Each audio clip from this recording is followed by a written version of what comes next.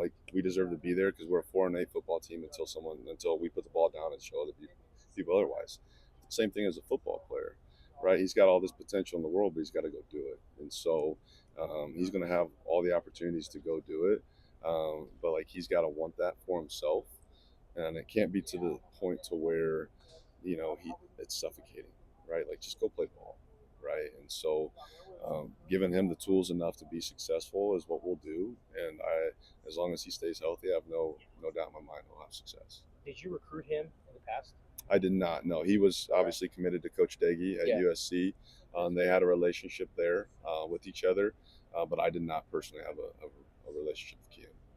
Dagy's mindset or just kind of his philosophy with tight ends, how does he go about using those guys and incorporating them in what you guys do in the passing game? Yeah, so like I think obviously him being a tight end coach and him understanding the position, other than the quarterback, like they kind of make the offense go, just because the flexibility it gives you as a play caller, right? Like you can live in that 10P world when you have Amon Ra and Michael Pittman and Drake London and all those guys they had at USC because they're all NFL guys, right? But as a play caller, to slow the game down, which everybody knows is not what we want to do, to understand who's on the field, how do I align them properly, all those things really allows him the flexibility to call plays freely, right? When you have guys to do that. Now, maybe you got to be a little bit more conscientious of the play itself, right? Like Kean's strengths are different than TP strengths. TP strengths are different than Sam's, and Sam's are different than the two of them. And so obviously you want to put them in positions to be successful, but we can manipulate their success with what we're asking them to do. And so we just got to make sure that we're asking them to be successful in their skill sets that they do. But at the end of the day, all three of them give us the flexibility for them to be successful. 10 people, you need 10 personnel. 10 personnel. Right? Yeah. 4 wide. Yeah, absolutely.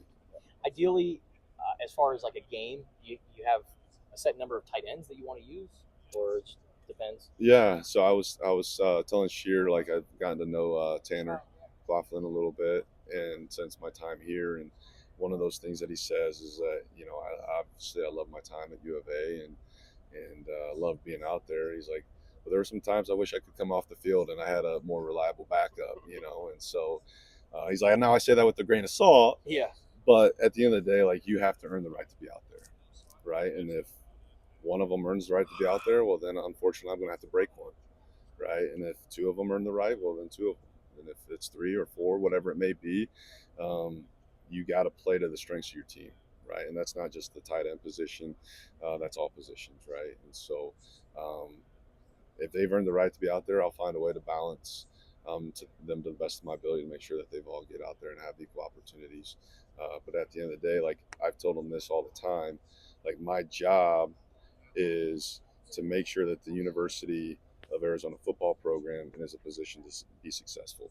My role is the tight ends coach, and so my role and my job is the responsibility to this football program.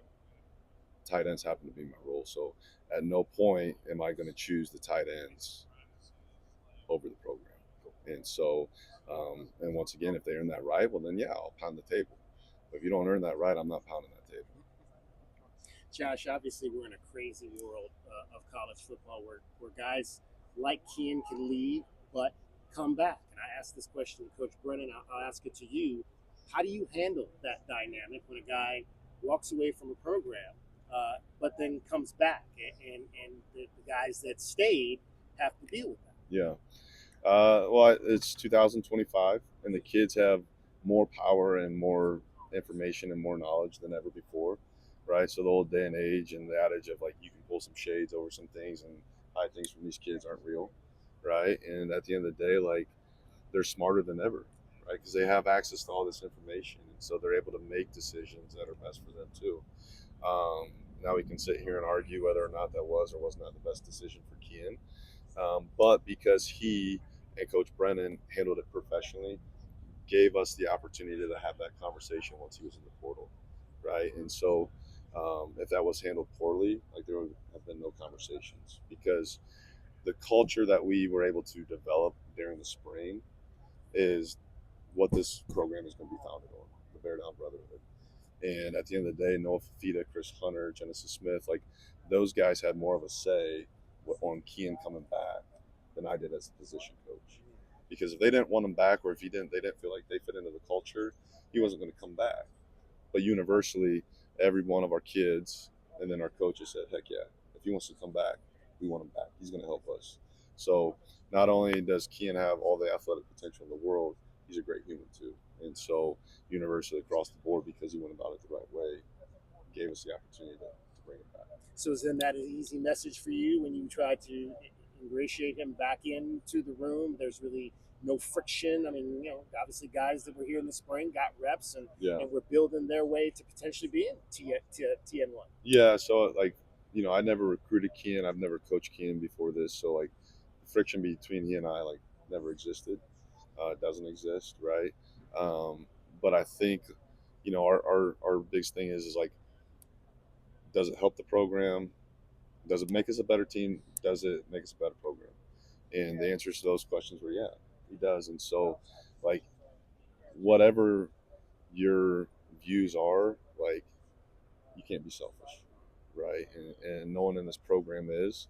And it was probably a blessing and a curse. Like, I would have loved to got to coach Kean in the spring to get him ingrained in what we're doing and have all those reps. But the reality of it is, it gave Sam and Cam and Tyler opportunities to grow as a tight end as well that they may have not gotten if Kean was here. So it's kind of a double-edged sword. Like, you wish he was here to get those opportunities, but at the end of the day, like, you got to develop other guys in the room too that wouldn't have gotten opportunities if he was here. And so, we're a very selfless group, and so, I will not allow egos in that room.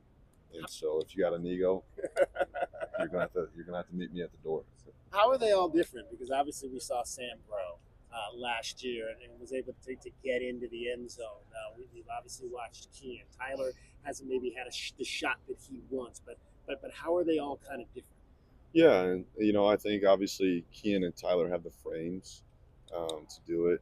Tyler has got arguably the most explosive linear speed of the big skill in the team. So he can really run. Obviously, he's got great length. Now he's got to understand of lowering his pad level and fine tuning some techniques, being efficient with getting in and out of his breaks a little bit more. Kean has got to come along as a blocker a little bit more and understanding ball blocking relationship mentality. Now he did go to Kansas in the spring, so I'm sure they polished him up because that's what they do a little bit. I haven't gotten to see that quite yet, but that's a big part of this game that we're going to help bring him along this fall. And then Sam, is the shortest of the bunch, and I think he's done a really nice job of understanding who he is as a football player. Like, he may not have the highest ceiling of the room, but he probably is the smartest as far as a football IQ and spatial awareness of understanding space and manipulating it and the looks that he's getting to allow him to be successful.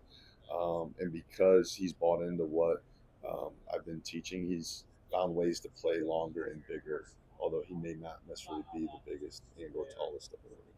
Josh, welcome to Tucson and best of luck this season. I appreciate it. Thank you so much.